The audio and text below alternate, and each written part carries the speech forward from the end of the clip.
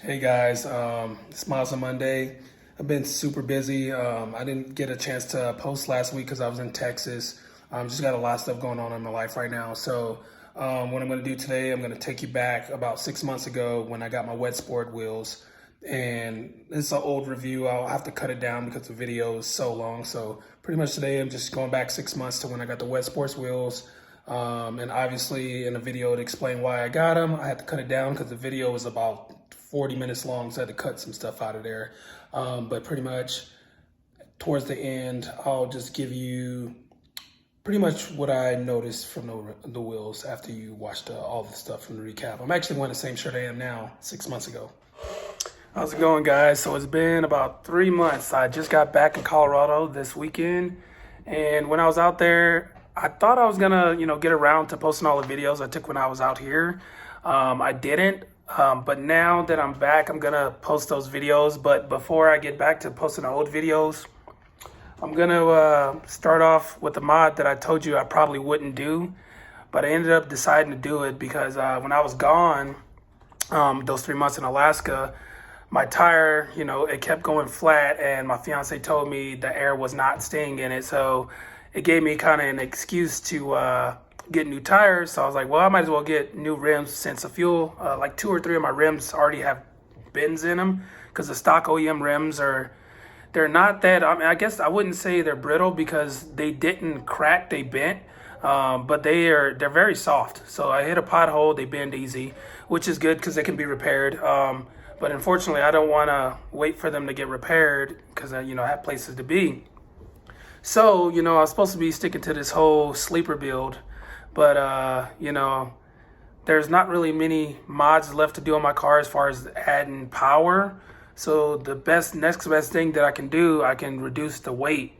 And also I was curious to see if having lighter wheels would help with the quality of the ride. So maybe the speed bumps will be less harsh and the potholes, but we'll see what happens. I'm going to get them installed today. So there's so many wheel selections out there, and a lot of people go with the 18 by 8.5 with a 35 offset. With that, being said, there's a lot of things you got to take into consideration. So me, I'm all-wheel drive, so traction is really not an issue for me like it is with the front-wheel drive cars. So, I had a Mazda 6 before, so I know how it feels with the front-wheel drive and how the tail swings out with the independent rear suspension. I don't have that in this car. I have a torsion beam, so it's pretty stiff through the corners, and I don't feel like the rear end is kicking out as much. And so I played around. I went really fast around some corners, and the car, had pretty good grip. So I don't feel like I need wider tires. And also, me being in Colorado, I had to think about situations that I might not want to have wider tires. I don't know if some of you know, if you go back to my older videos, I actually got in a car accident right after a blizzard, and it was in the snow. So that's why my next car, I made sure it was all-wheel drive. Now with snow, having wider tires is actually going to be worse because they don't cut through the snow as good, because when you have wider tires, the weight is distributed on top of the snow. So there's a higher chance of you sliding or, hydroplaning in water because the tires are distributing the weight across, so it doesn't cut through as well. So being in Colorado, I have to take everything into consideration. Going wider means, it snows all the time over here, even in the summer. So going wider is going to make me more vulnerable to car accidents or hydroplaning. So I wanted to keep the stock width, because when I bought this car, the first thing I did when I got out the parking lot, it had snowed that week. So it had a lot of snow on the ground. So the first thing I did, I was with my fiance, I just stepped on the gas. I was like, if it doesn't, spin out or slip, I'm getting this car. So I hit the gas and I had traction. So, and that was probably because the tire width, it was very narrow. So when you have a narrow tire width, there's more force applied in that surface area, all right? So regardless, the weight of the car stays the same, but the surface area that the weight is distributed is on a smaller patch, which will give you more grip if you can put more force down. So, that was one of the reasons why I made this wheel selection because I chose this wheel because I had to consider, traction issues, cost. So wider tires, along with them, possibly causing more issues in like different types of weather like snow and rain. When you go wider tires, there's also going to be issues with coasting. You're going to have more friction because that's a bigger contact patch. So your coasting ability goes down slightly with wider tires because there's just more. See, I'm already forgetting the words here. I knew all the words before I got on here, but pretty much your friction increases. You got rolling resistance. So you have higher rolling resistance as you go wider and the different tire selection you choose. I'm choosing all season tires.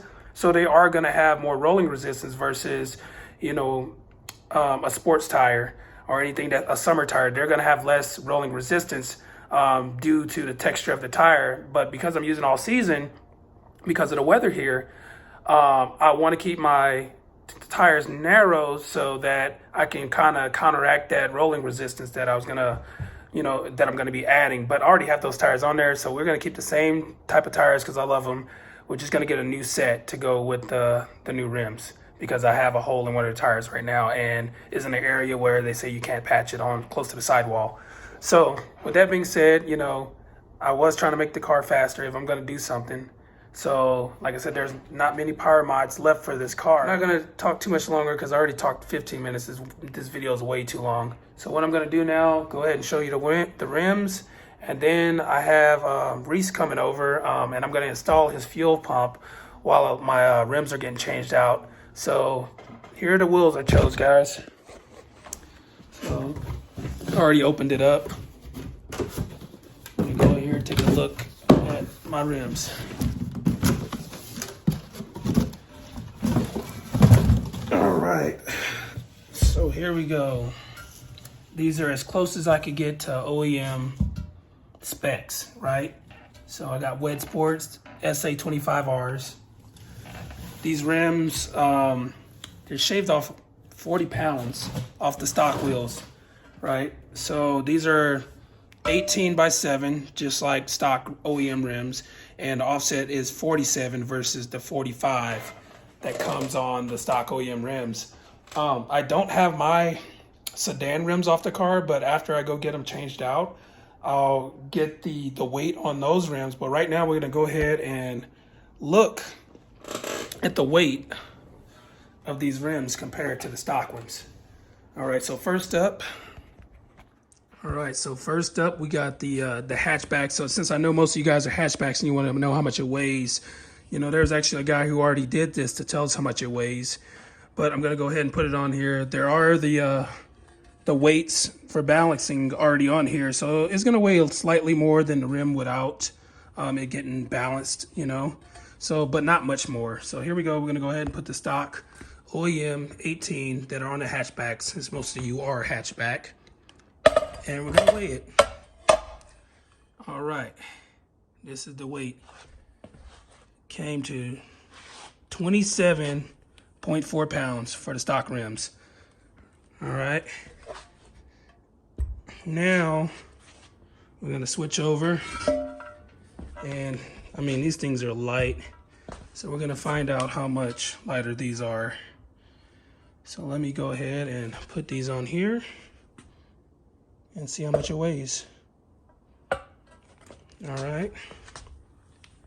All right, the Wedssport SA-25Rs. You see that? 17.6 pounds. So they're almost 10 pounds lighter. They will be 10 pounds lighter because I have I have titanium nuts that are gonna go with these. And they're about, for the whole set, is about 1 pound lighter, which is 0.25 lighter, which is gonna make this a full 10 pounds lighter per rim, per tire, because I'm putting the same tires on there. So I pretty much reduced the weight from the OEM wheel tire setup 40 pounds for weight reduction. And the thing is, with this weight reduction, this is rotational weight, not just static weight that's sitting in the car. So this is gonna make a bigger difference as far as performance, because this is rotational mass. This is direct drivetrain loss that I'm removing. So those are the rims. We're gonna go shortly and get those installed. Also with the rims, they come with these caps and also our stem for our valves. All right, so these are nice little black valve stems and the caps. I know on the more expensive flow formed, fully forged version of these, which are called the TC105X, they're like of the same design, but they're fully forged, so they're even lighter.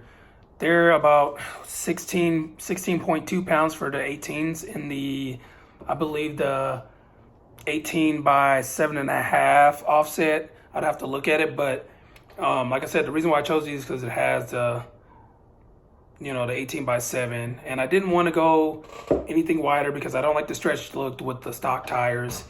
There was a lot of choices I looked at. You know, everyone loves the RPF ones because well, not for the money, but for the weight and the price. I mean, you can't find anything lighter. I believe the 18-inch by 7.5 for the RPF ones, they were like 16.9 pounds. So, you know, they're 16.9 pounds. They're 0.7 lighter than my rims, but the price point of those rims now and the color that I want, they're not, you know, they're not worth it, you know, for what they are. They are lighter, but you know, everybody has RPF ones, and the color I wanted was that the black. It's called SBC, you know. So I got a kind of that same color on these rims. It's called platinum silver black, which is pretty much the same thing. It's like close to the, actually not really close, but pretty similar. But like I said, the price of those RPF ones, they're hard to come by, and you know, they're more expensive now. I think they're like $380, $390 a wheel, which is more than what I paid for these. And I want it to be a little bit more unique. And like I said, I don't want the stretch look. This is closer to OEM. They're probably going to prevent me from putting on a big brake kit, but that just saves me money, because in the end of the day, I'm not going to be tracking this car really hard. I'm just going to focus on reducing the weight, which less weight means I don't need to have a big brake kit. So having those rims anyways are going to help my braking. So with the lightweight wheels, you're going to be able to stop faster, accelerate faster. So all I probably need to do after I install these rims to get the quality of brakes that I want is just install like steel brake lines, you know, and then get better pads. So I'll probably end up getting the Z23 power stop brake pads with the brake lines and call it a day. And that's my replacement for having the big brake kits, because now I got light wheels, steel brake lines for better pedal feel, and you know, the Z23 power stop brakes, the pads. And I think that'll be all I need, you know. No need to go and spend, you know, a couple thousand more on brakes, you know. And plus, I don't know how that's going to actually work with the Mazda system when it comes to the cruise control and all that other stuff. So it probably works fine, but for me, it's not necessary. I'm focused still on power mods and getting better performance numbers. So yeah, so all I'm going to do is focus on weight reduction. And this is probably the biggest weight reduction you can have without losing the quality of the ride and what comes in it. Like, I don't want to start removing panels. I want everything that came in the car still functional, you know. Like, I don't want to remove panels and all that stuff. So this is a great way to cut weight without stripping your interior, you know. Then the next thing I saw that I was interested in is getting a lithium battery, which will drop the weight. I think the lithium battery is 12.8 pounds and the stock battery is about 40. So that's another way to drop, you know, almost drop 30 pounds. So that's gonna be in another video. I'll make a video of all the different things you can do to reduce the weight.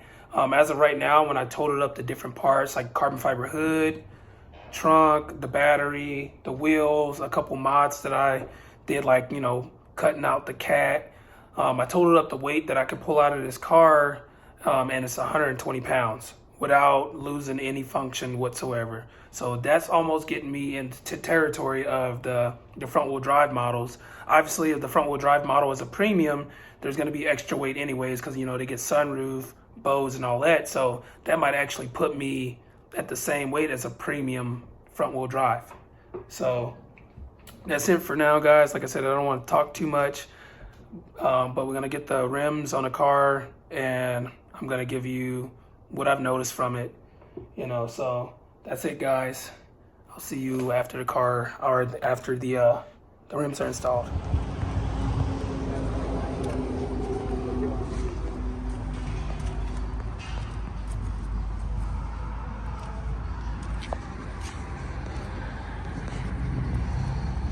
So I'm here at Discount. I'm hoping my lug nuts actually work. They told me typically you want to go smaller, the skinnier aftermarket lug nuts, but I think these will be fine for my rims. We'll find out in a little bit. There you go, guys. These are the old ones. I was looking for something similar. All right, guys, here are the rims.